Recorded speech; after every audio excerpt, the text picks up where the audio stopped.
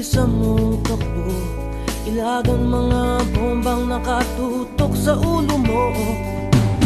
Toto'y tumalong ka, tumapa kung kailangan, at baka tamaan pa ng mga bala.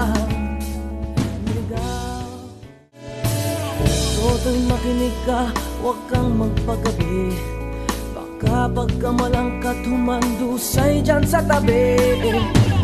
Toto'y alam mo ba kung ano ang punot dulo nang di matapos-tapos ng kaguluhan ito?